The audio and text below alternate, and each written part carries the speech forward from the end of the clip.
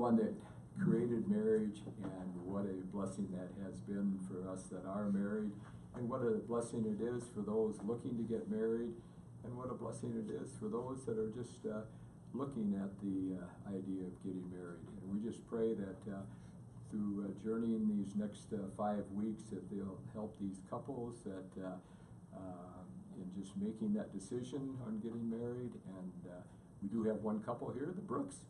Excited for them that they're recently married, and just to help them get their marriage off to a great start. And so we just lift up our day to you, and just look for your guidance. We know that you're a God that here is present with us, and that your angels are here with us, and that we're just looking to hear from you and from your people. And pray this in the wonderful and powerful name of your Son, Jesus. Amen. Amen. So, like Roger said, we are so glad you are here, and we are so glad that all the mentor couples are here. We just want to recognize them really quick. We have a new mentor couple here, Christina and Aaron. Thank you for being here. Yay! They stepped up to the plate, and we have David and Pegeen, seasoned mentors. Yay! We're so glad that they're here. And we have another new mentor couple, Mark and Angelica. Yay! Thank you for saying yes. And then we have one half of Daniel and Tara. Daniel, thank you for being here. And then we have the Spinatas, Jamie and Anthony. Thank you so much for being here. Yay. We just want you to know that these mentor couples, they volunteer their time. They have a passion for marriages, and they love being with you. So thank you so much for that. You know, sometimes we spend a whole lot of time getting ready for the wedding and not much time for the marriage. So this is your opportunity to really spend a lot of time getting to know, what is marriage going to look like? What is it? What's in it for us? We commend you for taking time out of your busy lives to do that. We're going to have 13 sessions. We're going to have 4 of them this morning, and then we're going to stop for lunch at 11:30, and then we're going to have 2 after lunch. So 4 speakers today. They are phenomenal speakers. I get so excited to hear every one of them. So I would just encourage you, you have notebooks, please take notes. Please take notes, because you are going to get a ton of information, and it's all good stuff. Let me tell you, it's all good stuff. So we even take notes, believe it or not. But also, each day we will give you what Roger and I called a nourishing nugget. Now you're probably wondering, what's a nourishing nugget? Yeah, what is a nourishing nugget, Rose? You want to know what a nourishing nugget is? Okay, well, when we look to the definition of nourishing, it is something that is beneficial, something that's wholesome, that's good. We think of it maybe in terms of something to eat or drink, or maybe an experience, something that takes us from the mundane, from the ordinary, to something that's encouraging and enlightening, uplifting. I know that for me, going to Starbucks, ordering a Starbucks French vanilla decaf latte, sugar-free syrup, and skim milk is my idea of something nourishing versus a cup of black coffee, okay? So anyway, and also a nugget is defined as a small lump of gold, or maybe a Hershey's dark chocolate, or a valuable idea, or an interesting fact. Something that is very small, unique, and stimulating. So we're going to present to you what we consider a nourishing nugget, a tidbit of information that may be helpful to you as you journey through this special season of life. Okay, our nourishing nugget this morning is, don't leave any stone unturned in your relationship. And leaving a stone unturned goes back to days where there was a Greek general, and he was quite successful in winning wars, and he built up a lot of plunder, and he buried it all in his tent. And then one battle, he was killed, and all of his comrades knew that he had buried all this plunder. So when they went into his tent, one of the people said, "Don't leave any stone unturned. There is lots of treasure here in this tent." And how we want to carry that over to you, not leaving any stone unturned. is in your relationship, in things you talk about, when you talk about finances, don't leave any stone unturned. If you have a lot of debt, share that with the person. Talk about your finances. Just any area that we're talking about, really get in there and ask a lot of questions and don't leave any stones unturned. And Rose, you got something to add to that? Yeah, we want you to turn over the stone of communication. What are we not sharing with our spouse? What are we holding back? Turn over the stone of conflict resolution. How are you handling conflict? What are you bringing in from your family of origin? Turning over the stone of spiritual belief. Where are we on the path to getting to know Jesus better? So with all of these questions, we want you to engage in conversation to get to know more about your mate so that you find the treasure that is within your mate to be. Well, Roger and I have been married for a long time, and I found out after we got married that, oh my goodness, he liked not only football, he liked baseball, he liked soccer, he liked golf, he liked all these sports. And I was like, wow, I don't think there's a sport he doesn't enjoy. I was kind of one of those stones that I only turned over partially. I thought he just liked baseball. Was I surprised? So leave no stone unturned. You know, ask the questions, ask the hard stuff. This is the time for it. Okay, well, let's go to our speaker this morning. Our speaker this morning is Rustin Rosello. And Rustin, you've heard the term jack of all trades, master of none.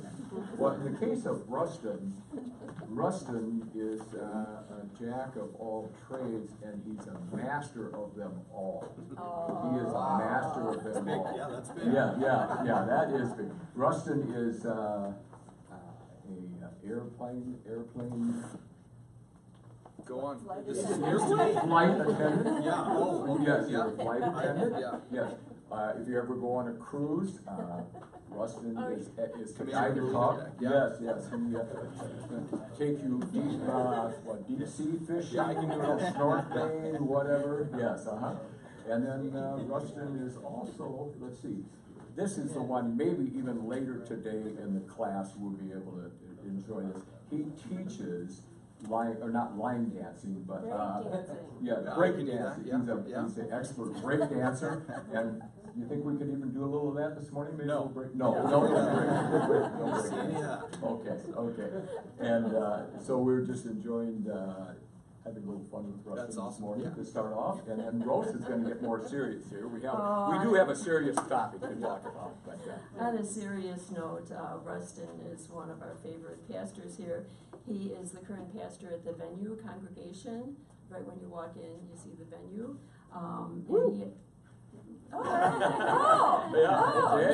It's worth the interruption. He also has an undergraduate degree in business, but he is currently pursuing a second master's degree at Phoenix Seminary. He's married to Jamie. They've been married for 10 years, Yep. right? And they have two little ones, ages 3 and 5, and they live in Scottsdale. So we are so excited to have Rustin. Let's welcome him. appreciate it. Okay, let's get this out of the way. As of last night, I now have a mustache. So, if that's a distraction for you, I apologize. I'm not going to change it, but hope you can kind of process that a little bit. Let's see. Yeah, if that's an issue for you, start praying now. It's going to be a long 15 minutes. I do want to start with a couple of things. My primary goal for today is, I'll tell you a little bit of my story and just let you guys know. For us, our 10 years of marriage is kind of like dog years. We've just done a lot in our 10 years and not all of it great. And so I want to share with you guys some of the pain that we've been through and then some of the fruit that's kind of brought about. Because the biggest thing, so with the testimony I'm about to share with you, I ended up doing a lot of like triage, 911, even this morning getting texts from a couple like, hey, we're on our last legs. Like tonight might be the night this marriage ends. Can we come and meet with you? And it's like, I do a lot of that. So this is new for me to actually get a chance to meet with a bunch of couples before you completely screw your marriage up and go, hey, here's what I'm seeing. Don't go down this road. And I'm going to talk to you about how culture your expectations of you, your expectations of God are already setting you up for failure. And let's not do some of those things. So I'm really excited about it. This is kind of the boiled down brine of what I'm seeing in the triage ministry of here's what couples are doing. I already know that for most of you who've not been married before, even if you have, your primary fear, we'll talk about it a little later, is I'm afraid I'm going to end up getting divorced. And we're going to talk about why divorce happens and the fact that it's not the flu. You don't catch divorce. It's not like, oh my gosh, we got divorced. It happens for specific reasons, and those reasons are choices. And we're going to walk through those things together. So let me do this. I'll start with a little bit of our story. We got married about 10 years ago. We just celebrated our 10-year anniversary. I'm going to blast through this quickly, so I don't want you to think that some of these details that I'm going to say today aren't really deep. It's just, I've only got 50 minutes with you, and so I'm going to move through some of these things. We both brought a lot to marriage. For me, I brought a background that includes some sexual abuse. So I brought in all kinds of insecurities and fears that I'd grown up with since I was a little kid. That happened when I was 5. I didn't talk about it until I was 23. That's a lot of time for the enemy to just start kind of twisting and contorting your view of you, God, and sex, right? So I brought that into marriage. My wife brought all kinds of people-pleasing and fear of letting people down, so she kind of comes in. When she married me, I was already a pretty well-established alcoholic. I was unaware of that, but my solution to problems was to drink them away. And I'd gotten super good at that during my time in college. So you can imagine a 25 and 23-year-old kid roll up to the altar. I was drunk when I said my vows, and off we go. We're gonna roll into marriage with the expectations of like, I'm awesome, she's awesome, let's go be awesome together. And that was the basic premise of what we were gonna go do. We got married, made it through kind of second day of marriage. We go to, LA, and we're jumping on a cruise. By the end of that night, Jamie went to bed alone, that's my wife, and I stayed up till 3 in the morning gambling with strangers. Now, this was kind of it was already, the writing was on the wall of how our marriage was gonna go. This seemed fun. Hey, you take care of yourself. If you're tired, no problem, I'll see you in the morning.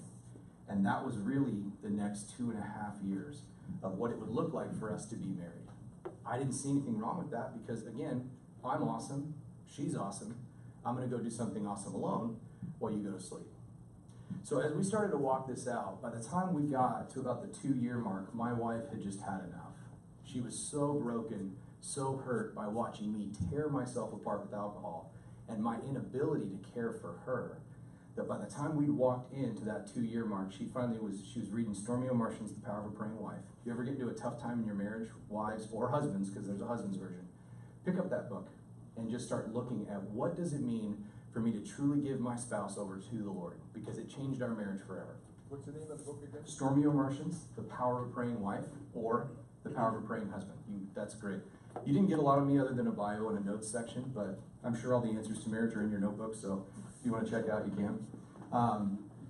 Here's what ended up happening. She prayed a very simple prayer. Lord, I'm done trying to change him. Either change his heart or get me out of this marriage. And that was her prayer. Now, at that point, I can remember distinctly feeling like my whole existence kind of changed. And I tracked back to about when she kind of prayed that prayer. And I remember feeling like the Lord went, Jamie, thank you so much for giving him completely over to me. Rustin, I'm now going to give you over to yourself. And I remember going, something just changed, but I don't know what it is. And I slowly but surely started to just lose complete control. And for the next 8 straight months, I was drunk every single day. So I drank myself to sleep every night, and I was just either woke up, hungover, threw up, got through the day on coffee, and would start drinking again at lunch. That was my next 8 months. And by the time that had run me out of gas in June of 2009, my wife went on a trip. I had a huge night out, which for me was kind of getting to the point where 20 to 30 drink nights were big nights for me. And after one of those, I brought a bunch of people back to the house and I slept with someone who wasn't my wife. And that was something I swore I'd never do. And I remember the good little kid who grew up in church, who was always going to do everything the right way, swore he'd never do this one thing. Because I had a bunch of things I wasn't going to do when I was a kid. Wasn't going to use drugs. Wasn't going to have sex before I was married. Wasn't going to. This was the last one. This is the one thing I'm hanging on to. And when I woke up on the bathroom floor that morning, on June 20th of 2009, I was out of cards. I was empty-handed. And I had to sit there and reconcile something.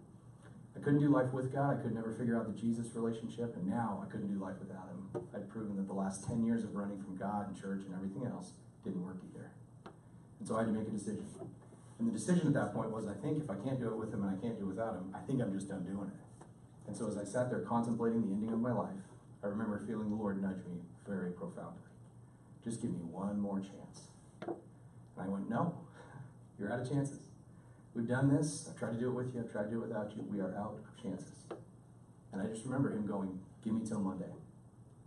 My wife came home from her trip, guilt, shame, remorse, all the relational just disaster that I was feeling was so intense, I couldn't keep food in, I couldn't keep food down. It was like my whole body just went, this is too much, we're just going to shut down on you. So Monday morning I got up, I lied to my wife, I said, I'm going to a Bible study. She said, okay, great. It's like 4 in the morning. I'm sure she was like, you're such a liar, why even bother telling me that? I went and sat down in my office. I was working for my father-in-law at the time. I always tell guys, this is free advice. If you plan on cheating on your wife, don't work for your father-in-law. That's just not fun. And then I sat down in my office and I remember Googling AA Scottsdale. There was a meeting starting in 15 minutes. I went to it. I remember looking at my keys and going, you're going to pick those up and go change your life or this is going to kill you. Went to the meeting. They gave me a crappy little plastic chip. It said 24 hours on it. I came back to my office. I started walking through life, not really sure what was going to do next because the Lord had completely restored my conscience and it was burning a hole in me. About 1 in the afternoon, my wife walked in that day and she kind of showed up and she said, all right, closed the door behind her and she said, something happened this weekend and you're going to tell me what it is right now.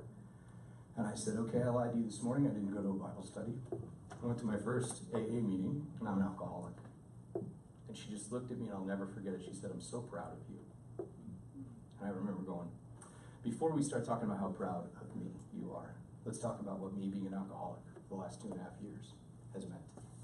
It didn't take long before she asked kind of the final golden lightning round question of, have you ever cheated on me? And I said, yes, I have.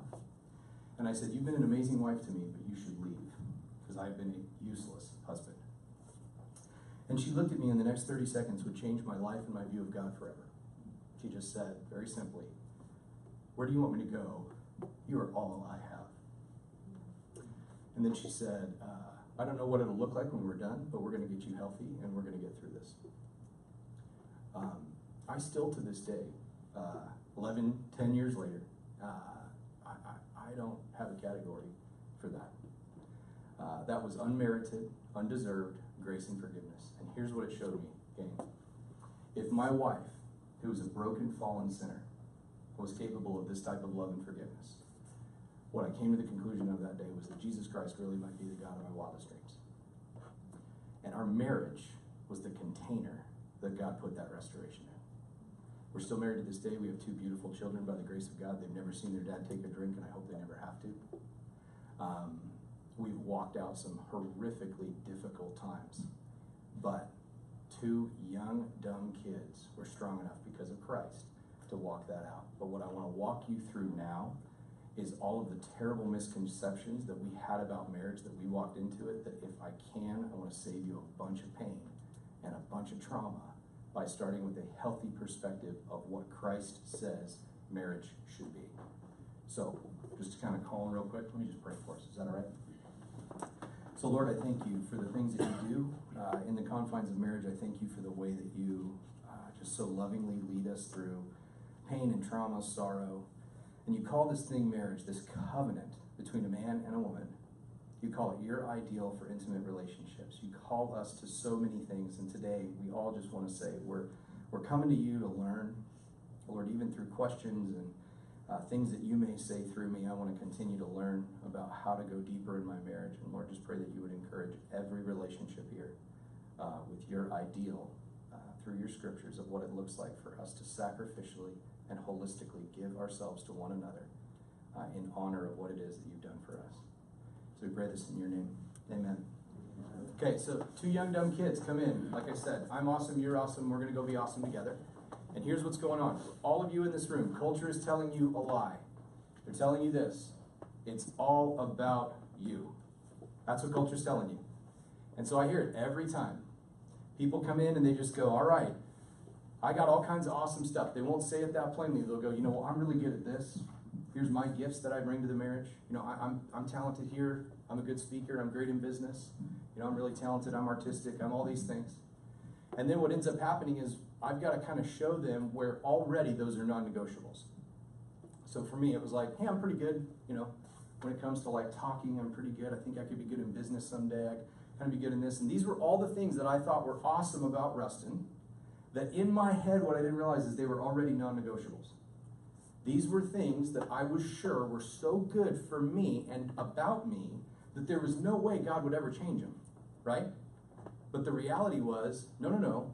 When I stood there at the altar that day, what I didn't realize that I was committing to was, okay, Lord, I'm now giving entirely of myself to this sweet woman so that you can do something spectacular, which is shape me into what she needs. We'll talk about that in a second. But the problem is with every marriage, and this is why marriage is hard, okay? If you read Ephesians, the Apostle Paul tells us two things. One, he looks at marriage, okay? He goes, marriage, based on the way that it's supposed to be in the Bible, and he uses two words, profound and mystery.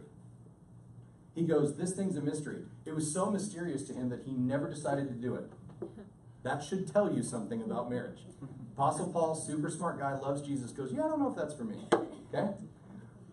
This is what's hard about marriage. It's two selfish people trying to do a selfless thing. Two selfish people are going, oh, marriage sounds awesome. I'm going to go do this. It's a selfless thing, but two selfish people are going to try and do it. And so that's really tough. But the reality is that the lie that culture is telling you, and even the lie that you may be headed to, or recently, who's our newly married couple? It's easy, right? Like it was the wedding was the hard part. No problem, right? You start to realize, just like your relationship, you fight while you're dating, it's just that much more intense as you get into marriage, because now some of us are living together, some of us aren't, okay? But the reality is, as you start to intensify the proximity of your marriage by living in daily life, and here's the thing, if you're living together before you're married, what you're not experiencing now is the fact that you still have a trap door. You can get out of that thing at any time. When all of a sudden you got to get legal papers and documents involved to get a divorce, it's a whole new level. That trap door is sealed shut. You are in. And it is a new level of intensity. And I will tell you this, there is a new spiritual covenant in place that God is holding to you. So as much as you want to go, I'm not really sure about what does marriage really do? I don't need a piece of paper. It's not just a piece of paper. It's a covenant before the God of the universe that he will now bond the two of you together spiritually. And you will be held not just to a higher level of accountability, but you will experience a spiritual commitment and what happens when you aren't fully involved in that spiritual commitment. So it's an entirely new level of bonding when it comes to post-marriage or pre-marriage. So keep that in mind. Here's why it's just kind of a lie. Let me look at my notes here. Okay, the biggest fear that most people have in this room right now when it comes to marriage, and I get this all the time, and I alluded to it earlier, is they sit back and they go, I'm so afraid to get divorced someday. And I go, yeah, they're awful. And what's hard is I see two people sitting in front of me, and we talk about this. One of the things I do anytime I'll do premarital counseling with couples is I talk about fears and expectations. Because fears are really, really a big deal. And it's really hard, like if the two of us are sitting here talking together and I'm going, hey, listen, here's what I'm really afraid of. Okay, let's just say that you and I are heading into, a relationship, and I go, here's what I'm really afraid of. And it's impossible for you to not hear that I'm afraid of that because of you. And vice versa. If you tell me a fear of what you're afraid of in a relationship, you're sitting there going, hey, I'm really afraid of that. And I'm going, oh my gosh, it must be because of me. But when you sit down and shoulder to shoulder with your spouse start to talk to someone else about what you're afraid of, their mediation in that process all of a sudden disconnects it from the person who you're dating. So I do this with couples all the time, and they all have the same fear. I'm afraid of divorce. Let me tell you why people get divorced. You ready? Super simple, but the world's never going to say it this way, because when people are getting divorced, it's like the gym. Everybody wants everybody to go to their gym, right? Hey, come over, my gym's awesome. Oh, is it? It's so much more awesome than my gym? Yeah, because people want people to be a part of what they're involved in. So when someone's getting a divorce, they're like, it's so awesome. Divorce is great. Like, I got all this time, I got all this energy. He takes the kids, I go out and hang out, she takes the kids. We got all this time, and then you start hearing the lies. We fell out of love, right? We just weren't right for each other. We got married too young. It just wasn't a good fit. That's a lie. Here's why people get divorced. One or both parties lose hope that them or the other person can change. That's why people get divorced. Period. There is no other reason. Two people didn't stand at the altar that one day and just go, I can't wait to marry you because I just don't love you.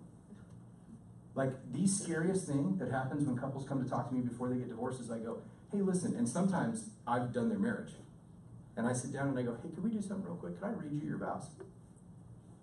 Man, you want to watch two just deer in the headlights looks as I start reading through their vows and I go, did you fulfill those? No, I didn't. Okay, great. Hey, did you fulfill yours? Could you do me a favor? Could you read your vows? Just real quick, out loud, in the room. Oh my gosh, I haven't done this either. Okay, great. I just don't want you guys to think that you got divorced because you caught divorce, like it was some sort of sickness or flu. You caught divorce because both of you went, you know what? I don't think I'm getting a fair shake here, so I'm going to stop changing. Okay? Lots of different people say lots of things. People don't change. Guys, the story you just heard, I didn't go from suicidal and drunk on a bathroom floor to where I am today, pastoring 1,000 people in the venue, because I didn't change. People do change. People have to change. Marriage is about change, but what we call it is growth. That's what marriage is about. So I'll say this as we kind of shift into the next part of this, is I want to talk today about what is God's view on marriage. Because he talks about it and alludes to it a lot. But what most people think is, again, I got a bunch of great skills. She's got a bunch of great skills. We're just going to fit together. Tim Keller uses a great analogy for marriage, and it's this. He says, your life is a bridge, and marriage is a 10-ton truck that just gets parked right on top of it. And what happens with it is it starts to expose the weight of the load that is going on that bridge, starts to expose all the weaknesses. And you have a choice. You can crumble, or you can start to fortify your life to be able to hold the load of this new responsibility of marriage. I think that's beautiful, because that's exactly what happens. But the reality for most of us is, I think we come in, and I don't want to burst your bubble, but God already knows who you're going to marry. Okay, so that's kind of a done deal. But I think sometimes we start to get super jacked on this God already knows, so now God's not really going to tell me, and I got to go figure out what God already knows. So I got to go find the right person, okay? I tend to kind of shy away from that a little bit, not because I don't think you're all in here sitting next to somebody who you're planning on marrying, so I don't want us to be like, yeah, you might have found the wrong person. I don't think that's the case, all right? But what I do think is that what God does is he sits back, and if he were really being honest with us as kids, one, I think he trusts us to make decisions, but two, here's what I tell you. I think God would sit back and go, yeah, hey, ladies, just pick one of my sons. And hey, sons, go pick one of my daughters. And you know what? I'm not actually all that worried with which one you pick, because here's what I already know. I'm going to shape you into exactly what that person needs. And you will either participate or this union will fail. Yikes. You see, that's what we're not coming into marriage thinking about, right? Nobody's going to the altar going, I can't wait to just be completely holistically ripped apart, overhauled, and put back together so that I'm everything that you need. Put that in your vows.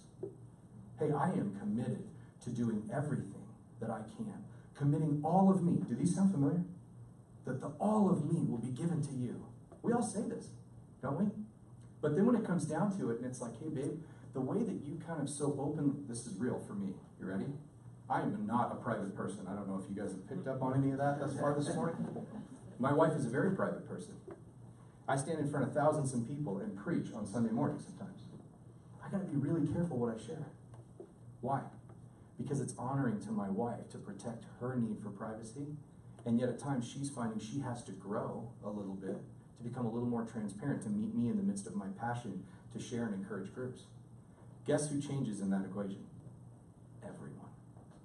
She feels exposed. I feel hampered. What do? Well, we sit back and we let the Lord overhaul our hearts, and we meet in a compromise that works for both of us. Nobody's talking about this at the altar, are they? Because our mentalities are, pretty cool party. Can't wait to kind of keep moving on. This is going to be really great. So, what we've got to realize is God is absolutely looking for us to change. Now, here's what's really hard. When it comes to those areas of things that we think make us awesome, what we have to realize is that God is sitting back going, I have a new metric for awesome. It's your marriage. You see, you stopped being an individual. You're now part of this new thing that I've created. And so I'm so passionate about that thing existing in fullness that I'm okay with you having to sacrifice even the things that you think are great.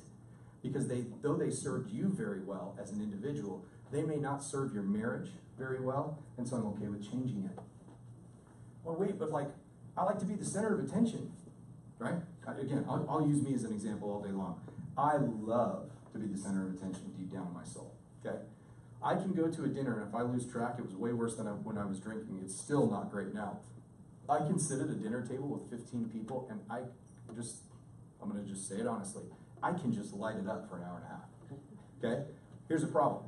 You put me kind of towards one side of the table, and you put my wife over here, and slowly but surely, I'll kind of do this throughout the night, and the next thing you know, I'm kind of looking at the whole table thinking I'm awesome, and what have I done to my wife? So now, here's what's happened. Over the years, what I've learned to do is A, shut up, okay? I'm not as awesome as I think I am sometimes. And two, I've learned to put my wife towards the center of the room so that at the very least I have an ongoing reminder that, hey, there's somebody else here who's more important than you tonight. And my job is to protect her and to honor her, and we'll talk about roles in just a second, to make sure that I'm always going, hey babe, what do you think? And at times I'll go, this was great. You gotta be honest in your marriage, and my wife's become very honest. She looked at me the other night, this was probably a month or two ago, and I said, man, that was really fun. Hey, why didn't you speak up more? And she goes, when would you have liked me to do that? I mean, you kind of showed up, and for about 90 minutes, you just sucked the air out of the room. Like, nobody really got a word, and I was like, ooh, okay, so maybe my ability to verbally party is less important than my wife's ability to be heard and to go, no, I had lots of thoughts, dude. I just literally could not fire even a syllable in because you just filled up the airwaves. That's me learning to grow. But hey, wait a minute. But me being able to socially kind of do this, I think is relationally beneficial. I think it draws, people out here and there. And she goes, right, but remember, I want to play too. I'm just not going to fight you for the microphone. I had to change something that I thought was wonderful about me, but didn't serve my marriage very well. In this, what we learn is we have to do something super important for our marriages to continue to grow. This will be the fertilizer for your marriage. You ready? Write down the word sacrifice. You will give of yourself, meaning things that I think are great, to the benefit of your bride or of your husband. And the reason being, you go, well, wait a minute, that's not fair. Like, hey, let me tell you something. Jamie didn't have to do what she did, but she gave extravagantly of herself to see. I had stopped participating in our marriage, agreed? So all of a sudden, you now have a woman who's now been deeply wounded, who looks back and says, I'm going to do something extravagant. I'm going to enter back in a restoration process to join you as we get overhauled together. Now, she didn't have to do that, but what did she do? She sacrificed of herself to see me become the man I am today. And I will tell you, God used my wife to completely change and save my life. That's a huge, huge, extravagant sacrifice. But here's what you got to see. Your marriage is based on one person, Christ, and he's okay with sacrifice. Because what we'll talk about here in a minute with roles is he did some pretty extravagant stuff for his bride. And that's what we're called to do for our spouses, to give everything we have that they may benefit. So Ephesians 5 talks about how, and this is where we'll transition, okay? We're going to talk about roles. Now, as I talk about roles, I want to make a really key point, because we're going to touch on a word in just a minute that has been absolutely mutilated by culture. It's the word submission, okay? So as every one of you women just cringe for just a second, let me requalify, redefine, and show you what biblical submission is a response to. And every guy in this room, buckle up, because I'm about to freaking sink your battleship. So we're going to do this together, but I'm held to the same standard. We're going to rock through this. Here's my huge qualifying statement when it comes to roles in marriage. You have to hear this. Both of these roles are equally sacrificial, but they serve different purposes based on the needs of the other person. Let me read it one more time. It's this important. Both of these roles are equally sacrificial, but they serve a different purpose based on the needs of the other person. When the world looks at biblical, two words here, headship and submission, male and female roles, here's what the world misses. They immediately go, oh, yeah, this is totally archaic. It's completely ridiculous. It's patriarchal and male-dominated, and men get to be ahead and women are doormats. No. I hope by the time I'm done defining these two things, men, you're scared to death, and women, you see a beautiful place where you can tuck in next to this man and fulfill his needs while he fulfills yours. That's what these should look like. But again, Huge surprise. Culture doesn't always agree with the scriptures. Is this shocking to anyone? Just as we start out. Okay, first, guys, you are the catalyst for your marriage. Okay? You are so important to your marriage. So if you're sitting back right now and you know that God has got you wired as kind of more of a sit back, not take initiative, not really be the driver type guy, I want to challenge you right now. Start getting over that, because your marriage is going to be in desperate need of your initiating love and sacrifice in your home. And if it doesn't, your wife will not have what she needs to respond to in submission. Okay? This is critical for you to understand how you operate in your marriage. So men, let's get after it. You are called to two things: protection and honor. Protection and honor. And here's what I do. I preached 2 sermons last summer on marriage, and I talked about biblical headship and biblical marriage, biblical submission. Both are loving and equally sacrificial. But for headship, guys, when it comes to protection, it's Ephesians 5:25-27. Husbands, love your wives as Christ loved the church and gave himself up for her. You have the hardest role in all of time. You are to do unto this sweet woman who's sitting next to you, as much as you think she's hot and awesome and all those things, you are now committing to be unto her as Christ was to his bride, the church. What did he do for his bride? He gave everything. And most people go, yeah, he died on a cross. If it came down to it, I died on a cross. Great. You've just seen that you can physically protect your wife. But your wife has 4 basic needs in life. They are physical, relational, emotional, and spiritual. Physical. I use this example all the time. It's probably already going on in your dating relationship, so forgive me, because again, I'm going at the heart of where you can let your wife down in a big way, and this is a huge part of why people get divorced. Husbands come in and go, I'm generally open to being emotional when necessary. About every 4 to 6 weeks, I can have a deep emotional conversation, okay? And every wife's heart just sort of exploded, and I'll juxtapose that in just a second too. But every guy goes, yeah, I'm kind of generally open to being emotional, and at the same time, I'm always going to protect her physically. So, every one of you guys say the same thing. If your wife had stepped just off of a curb, she's talking to a friend, she doesn't realize where she are, because women are just so relationally wonderful, they kind of lose track of their surroundings, and they're just engaged in this conversation. So your wife is standing just on that side of the curb, and just a 5,000-pound Escalade's barreling down on her. Every guy in this room goes, well, yeah, like I tackle her, push her out of the way, and I take the hit. I'll protect her physically. And yet at 5 o'clock, we won't put our iPhones down to protect her relationally. Why? Because we don't see that as an equally important role when it comes to protection. The woman next to you has needs that you do not understand because they're not equally important and prioritized in your life. So here's what God's done that's so cool in your marriage. If you ask the typical, this is not exhaustively true, okay, but statistically, here's what kind of plays itself out. If you ask the typical woman, or if you ask the typical man, how often do you really need to have a good, deep, emotional conversation? Just a good relational connection with your wife. They very honestly say, it's not always true, but they very honestly say, about every 4 to 6 weeks, maybe every 3 weeks, something like that.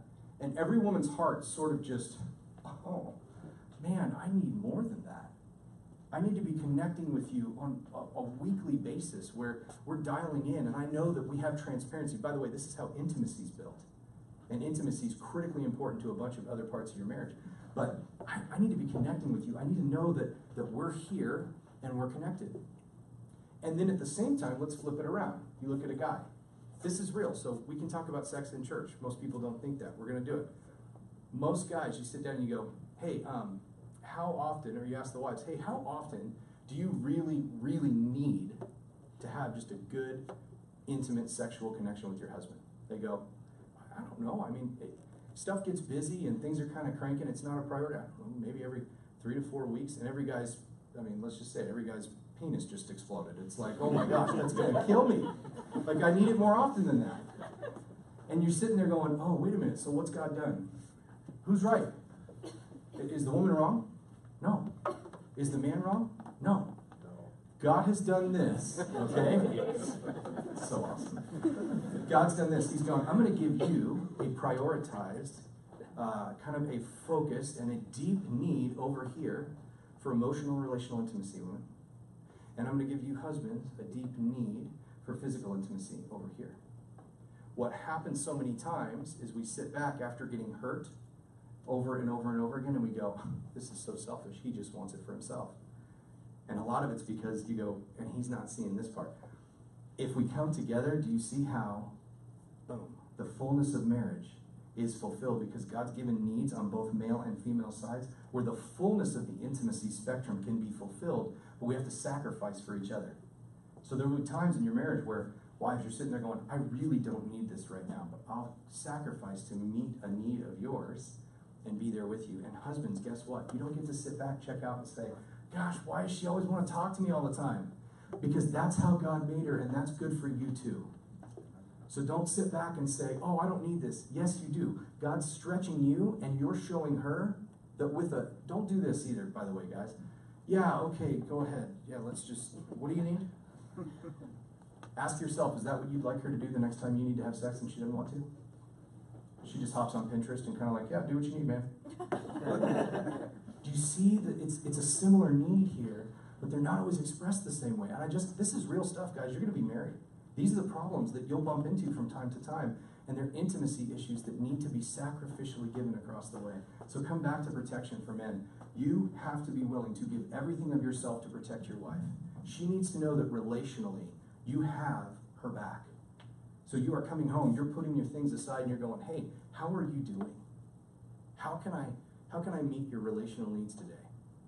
How can I, what's up? Well, honestly, like right now, could you just hold me for a minute? But guess what? That's always where we miss. We come home and we're not present. We kind of still want to be distracted, or guys kind of go, man, I really just need to check out for a minute. Could I be on my iPhone and just be left alone? Yeah, maybe for a minute. But you need to get to your wife's relational and emotional needs. That will cost you. It's going to cost. We're finite beings. So you have to be willing to give of yourself to get in to what she needs. Emotionally protect your wife. So many times what happens, I'm just going to say this now. Again, we're going to, real talk today. I should have just entitled this Real Talk with Rustin. Women don't cheat because guys are hot. I just want to level that. That's not why women cheat. Women cheat because they've been left alone, relationally and emotionally. And eventually somebody else crops up. They were unprotected in that area. I'm not taking women off the hook for when they engage in infidelity or in adultery. What I'm saying is that that's typically not the spark. Some guy was super hot. The guys get caught up in that stuff because we're visual. Women are left alone, and then all of a sudden they make a decision that ends up being horrifying for them and for their marriage. Protect your wife. And there's different ways where wives can protect husbands. But I want to go into that because that's really important. Protect your wife emotionally. Protect your wife spiritually. Here's a great way to protect your spouse spiritually. Guys, if you ever want to just rock your wife's world, pull her in at some point. Go, hey, babe, could I just get 5 minutes of uninterrupted time with you? Pull her in real close. Okay? Just tuck her head in right here on your shoulder. And then just take a minute and say, I just want to thank God for you out loud with you here. And then just start praying to the Lord about all the things that you know He's created in your spouse that you just love about her. Start talking to her Creator and speaking the words of her very identity back over her to the Lord. That's protecting your wife spiritually. Don't leave her alone. Your job is to two things, protect and to honor. Protection stands in front of, honor stands behind. Because there are times where just like that, you want to honor your wife with the Lord while protecting her. You want to sit there and you want to say, Lord, you've given me this amazing woman. She is gifted. She is talented. She fulfills my needs in these areas. Lord, she is a blessing, and you have handed her to me. One of your precious daughters whom you love, you entrusted to me to protect and to honor. Thank you. Thank you for the way she does this. Thank you for the way she does this. Lord, thank you for the way she just is. Her very being in this home fulfills me. And I could not do my life without her. Do that over your wife on a regular basis, and I'm just telling you, you will forego a mountain of disagreements because she will see, gosh, this guy is trying really, really hard. Protection and honor. Those are two really big things. Culture's attack on you guys is simple. Culture is going to come after you, and it's going to tell you as long as you put bread on the table, you are going to be doing fine. And I'm telling you, what I hope I just qualified for you is your wife's needs are so far beyond monetary. In fact, she would tell you, I would live in an apartment with you, eating mac and cheese every day if you meet my relational, emotional, and spiritual needs. I will live in a shack with you if you can fulfill my dreams in those areas. So, okay, women.